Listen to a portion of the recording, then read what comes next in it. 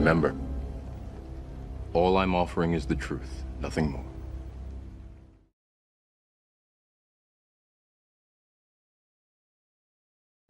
South Carolina, in what appears to be the second such drill, special forces have been deployed domestically alongside local sheriffs to train for midnight raids in Richland County. The footage you're seeing right now is the 3rd Special Forces Group out of Fort Bragg conducting a nighttime raid during an exercise. This is the Special Forces unit deployed. Sheriff Leon Lott stated that, quote, Richland County is an ideal location for training that cannot be replicated at Fort Bragg. Coordinating with the Special Forces will be the county's Special Response Team, or SWAT, to provide, quote, simulated scenarios for the military. What's more chilling than coordinated domestic raid training is that official reports state that live ordnance and gunfire will be employed. To top it off, the media has been restricted from any kind of embedded reporting to provide transparency for the drills.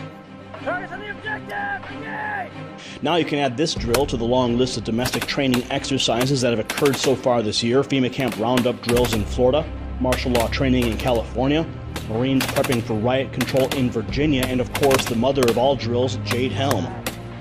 This is another glaring example of the militarization of local police nationwide, who have received nearly $500 million in military equipment from the Department of Defense. So this begs the question, who is training who? When local sheriffs receive military equipment and then the Special Forces train alongside SWAT, the lines are blurred. The color of authority is transferred to the local police as they become a militarized force. Local law enforcement can't violate posse comitatus, but they can use the same equipment and tactics as the military, making them one and the same. Just a different jurisdiction, thus skirting the law and violating the Constitution. The Sun Sentinel has reported, and now video has surfaced of Special Forces operations taking place under the cover of night in Broward County, Florida. The shocking video shows Black Hawk helicopters flying low and landing as Americans are marched single file through the city streets and then loaded into white vans taken to mock internment camps.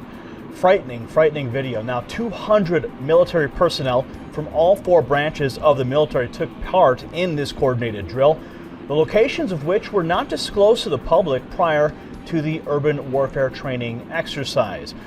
Now the Sentinel is reporting that, quote, the goal is to prepare participants in realistic, unfamiliar training conditions before they deploy for combat overseas. However, concerned citizens are not buying it, and they believe there is a dual purpose for the action, and that is to train soldiers for real-life domestic martial law. Likewise, it's important to note that the Jade Helm exercises have recently labeled Texas and Utah as hostile territories in documents related to that exercise.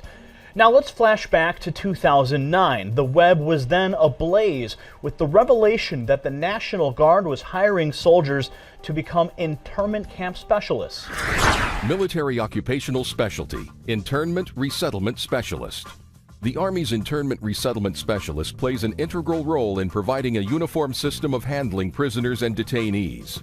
First and always, these MPs are combat support soldiers, trained to fight. Then, as internment resettlement specialists, trained to control and supervise detainees, to ensure humane treatment, and to assist them in returning to a productive life. For this job, you must qualify for a secret clearance.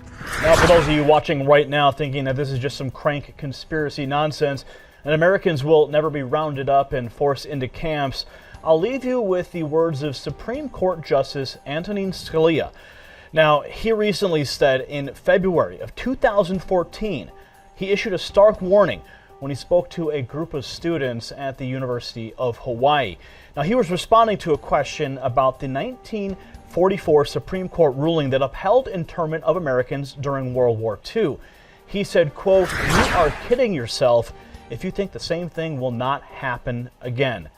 The ruling was wrong, but I would not be surprised to see it happen again. In time of war, it's no justification, but it is the reality." When a Supreme Court justice tells you it will happen again, perhaps we should listen. An operational readiness exercise conducted at the Naval Weapons Station in Yorktown, Virginia. Marines training for riot control. That's right. Marines training for riot control. Per the usual, the exercise was given the cover story of overseas preparation. Sergeant Andrew S. Wilbur, a non-lethal weapons instructor, said of a similar exercise, quote, "Consider they are hypothetically operating within an embassy." However, as we've been following for weeks, public concerns are running high amidst the recent Fort Lauderdale FEMA Camp Roundup drills and Ontario, California martial law training. Participants in this latest training exercise were the Bravo Fleet Anti-Terrorism Security Team Company. Oddly, the high production footage you're seeing right now is directly from the Department of Defense. It is a professional news package intended for the public to see. So this exercise actually has a twofold effect. First, the Marines are training for riot and crowd control on American soil, where Tea Partiers and constitutionalists are constantly demonized by politicians and the media. In the event of civil unrest, these same Marines could deploy this training upon Americans. Second, the media production aspect of this is chilling because it shows they're doing this in full public view. They want this to be seen. Why? Because they want the public to accept Marines, not police, conducting riot control during the coming martial law and societal breakdown. While training is a common part of military life, these tactics are suspect in context of our other reports. Our top story on CBS 2 News. If you see a group of military helicopters flying high and dipping low in the skies above downtown L.A. later today, do not panic. CBS 2's Kirk Hawkins is live in downtown L.A. with a look at last night's special ops training maneuvers with video you'll see only right here on CBS 2. Kirk. Hey, Sabila, good morning. We know that the downtown skyline here is popular for Hollywood film crews, but now we know that members of the military are using it to prepare for conflicts around the world. I'm going to step out of the way and give you a close-up look at the U.S. Bank building from where we are. In a second, we're going to give you an up-close and personal look at what it looks like from high above there, because that was just one of the many training sites that the military has been using over the past few days. In this video from Sky 2 last night, you can see dramatic military maneuvers by Special Operations Forces over the sky of downtown LA. Our camera captured a Black Hawk helicopter and 4 other so-called OH-6s flying over the city. The Black Hawk hovered over the U.S. Bank building before it made a practice drop-off at a nearby park. At one point, our camera captured a soldier sitting with his legs dangling outside the chopper. We talked to one expert who said all this training probably was a dry run for a future mission. But it's always best to get the closest terrain layout to what the objective is, wherever it could be, again, worldwide. The LAPD won't reveal the exact details of the training exercises, but they say they're assisting the military as they focus on urban environments. The training is expected to continue again tonight. Military exercises and drills are not something uncommon, whether it's in the United States or anywhere across the world. But it's not every time that such exercises become a reason for public paranoia and even protest movements. Now, a large-scale military drill called JDAM 15 is launching today in 7 states, including Texas, Louisiana, Florida, and Utah. The main mission of the exercise is to train the so-called unconventional warfare in deserted and remote areas, to train soldiers how to operate in difficult conditions.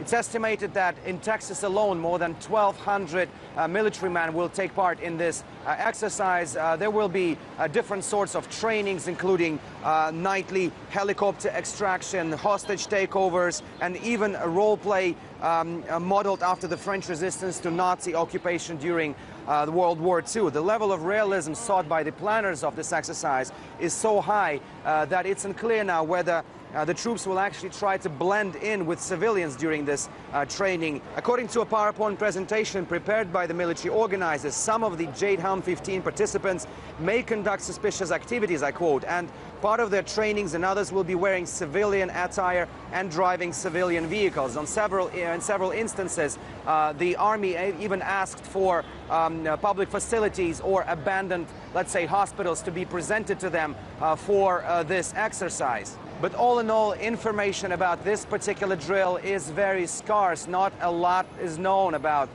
where and how the training will be actually conducted. And this has become the reason for unease among people living in the areas. In particular, the InfoWars website recently reported that the acronym for the HELM could be the Homeland Eradication of Local Militants. Some in Texas even go as far as believing that the actual reason for these exercises is to completely militarily take over Texas. The New York Times reported that in several parts of Texas, residents were either burying some of their firearms to hide them, or to the contrary, some farmers rumored to have been buying thousands and thousands of rounds of ammunition. But not only the Army officials who are saying that there will be no disruptions to everyday life of citizens across the areas where the exercises are held, but also some of the local officials are saying that this is not a problem at all. One of the mayors in Texas, the mayor of the town of El Dorado, even said that the Army could use his ranch in this military exercise. So strong the level of public concern has been in relation to the Jade Helm 15 military exercise that there's now even a protest movement called Counter Jade Helm, and these guys are looking to follow the military gear and to report to a special website as to how the military exercise is going. Men in Kevlar vests and helmets, camouflage, carrying automatic rifles, moving in tactical armored vehicles. These aren't American troops on the battlefield, but police in Ferguson. One observer says he thought he saw police in an MRAP. An MRAP is a mine-resistant ambush-protected vehicle. It's built to withstand armor-piercing bombs. This is not something that we need in American communities. But Kara Dansky of the ACLU says more than 500 MRAPs have made their way from Afghanistan and Iraq to local police forces in America just over the past couple of years. It's part of what the ACLU, in a recent report, called the excessive militarization of American policing. Indications of that are everywhere in Ferguson. Police in these towns are getting much of this combat equipment free of charge from the Pentagon. The Defense Department says just in 2013, nearly $450 million worth of military equipment was given to law enforcement. A defense official says Ferguson police only got a couple of Humvees and a trailer. But police departments throughout Missouri, which are assisting in Ferguson, got 20 MRAPs and hundreds of M16 rifles in recent years. Critics say often when they get these weapons, policemen's attitudes change. Bring it! All you f***ing idiots, bring it! Increasingly, the police are trained to view the people in the communities that they're supposed to be protecting and serving as enemies. It's not just their possession of all this equipment that's an issue. Watchdog groups say many of these police departments lack the training in how to use these weapons responsibly, and that often escalates the dangers. Dangers like police overreacting when conducting minor operations like serving search warrants. They will drive up in an armored personnel carrier, raid a person's home, holding assault rifles, holding people at gunpoint, yelling at everyone to get on the floor. This is an extremely traumatic experience, and we've seen over and over again situations like this where people are traumatized and sometimes people are injured and killed. But current and former police say criminals have increasingly more firepower, and law enforcement can't afford to be outgunned. If people are shooting at the police and committing looting and other violent acts, then the police need to protect themselves. The Defense Department supports this trend overall. While it would take you or me 4 to 6 weeks and unending hassle and documentation to secure a passport, as reported by the Washington Post, your local police force need only fill out a one-page form for an armored personnel carrier.